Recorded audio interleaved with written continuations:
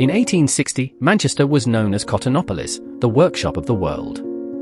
Over 2,000 mills thundered day and night, and more than 80% of their raw cotton came from the slave plantations of the American South.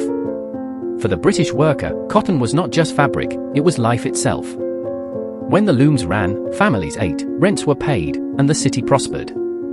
This golden age made Britain the richest industrial nation, but it tied its fate to a terrible and distant system of human slavery. In the vast fields of Mississippi and Alabama, enslaved men, women, and children picked cotton from dawn until dusk under the brutal southern sun. This cotton was then compressed into bales, shipped across the Atlantic to the port of Liverpool, and carried by canal to the mills of Manchester. The British Empire had abolished slavery in 1833, but its entire economy still depended on American slavery. No one in Lancashire truly questioned it until the war came. On the 12th of April, 1861, Confederate artillery opened fire on Fort Sumter in South Carolina. The American Civil War had begun. In the pubs and counting houses of Manchester, mill owners assumed the war would be over in a few weeks and trade would return. They were terribly wrong. This war would last for long years and would bring unimaginable hunger to the streets of England. President Abraham Lincoln knew he had to choke the Confederacy to win. On the 19th of April, 1861, just days after the war began, he declared a complete naval blockade of all southern ports. No cotton could leave the South. No goods could enter. For Lincoln, it was a brilliant military strategy. For the workers of Lancashire, it was a death sentence delivered from 4,000 miles away. Union warships, Grey and Silent, began to patrol the long American coastline from Virginia to Texas. The once busy Atlantic shipping lanes that had carried white gold to Britain went deathly quiet. By the autumn of 1861, ships arriving in Liverpool carried less and less cotton. What little cotton did arrive, its price tripled overnight. Mill owners grew anxious. By early 1862, the great warehouses of Liverpool, once overflowing with bales, stood completely empty. The port, one of the busiest in the world, fell silent. The crisis had officially reached Britain. Without raw material, there was no work. Without work, there was no bread. One by one, the mighty mills of Lancashire locked their gates. The great engines fell silent. By late 1862, over 60% of Lancashire's mills were shut down.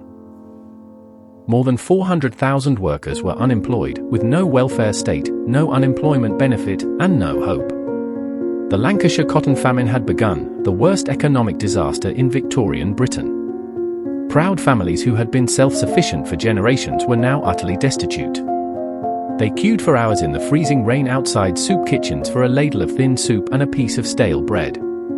In the slums of Ancoats and Oldham, people sold their beds and furniture for food.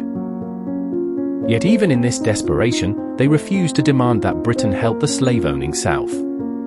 In the luxurious gentlemen's clubs of Pall Mall in London, Confederate diplomats James Mason and John Slidell were working hard.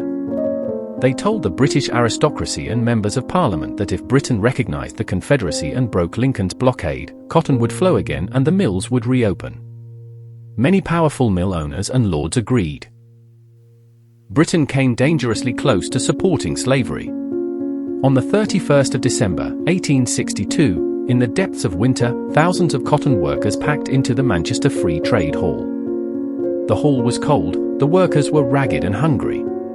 The great orators of the day spoke to them. The question was brutally simple: should they petition the British government to intervene on the side of the South to end their own starvation? A mill worker, a simple man with no shoes, stood up and began to read aloud a letter they had all drafted together to President Abraham Lincoln. It stated that while they knew their sufferings were great, they detested slavery and would never support a war for cotton. The vast hall fell completely silent. Every man and woman knew what voting yes would mean: more months of hunger for their children. Then came the vote. Hands shot up everywhere across the hall, thousands of them. Unanimously, the starving workers of Manchester voted to support Abraham Lincoln, the Union, and the abolition of slavery. They chose to starve rather than endorse human bondage. It remains one of the greatest acts of moral courage and working-class solidarity in the entire history of the United Kingdom. That precious letter was sealed and carried through the dark streets to the Liverpool docks. In the pouring rain, it was placed aboard the steam packet bound for New York. It was a simple message from the working poor of England to the most powerful man in America. It crossed the violent Atlantic in the winter storms of January 1863. In the White House in Washington, President Lincoln read the letter from Manchester. The war was going badly for the North and he was under immense pressure. This letter from ordinary, starving British workers gave him immense moral strength. He realized that the true heart of the British people was not with the lords in London, but with the cause of freedom. On the 19th of January, 1863, by candlelight in his office, Lincoln wrote a personal and emotional reply. He wrote, "I know and deeply deplore the sufferings which the working men of Manchester have been called to endure in this crisis. I cannot but regard your decisive utterances upon the question as an instance of sublime Christian heroism which has not been surpassed in any age." His words were never forgotten in Lancashire. America did not forget Manchester's sacrifice. In early 1863, the ship George Griswold sailed from New York, completely full of flour, pork, and grain, all paid for by ordinary American citizens for the starving workers of Lancashire. When it sailed up the Mersey into Liverpool, tens of thousands of people lined the docks cheering and weeping, shouting, "God bless America." On the 9th of April, 1865, General Robert E. Lee surrendered to General Ulysses S. Grant.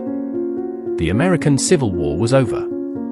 4 million enslaved people were free. The blockade was lifted. The sacrifice of the Manchester workers had not been in vain.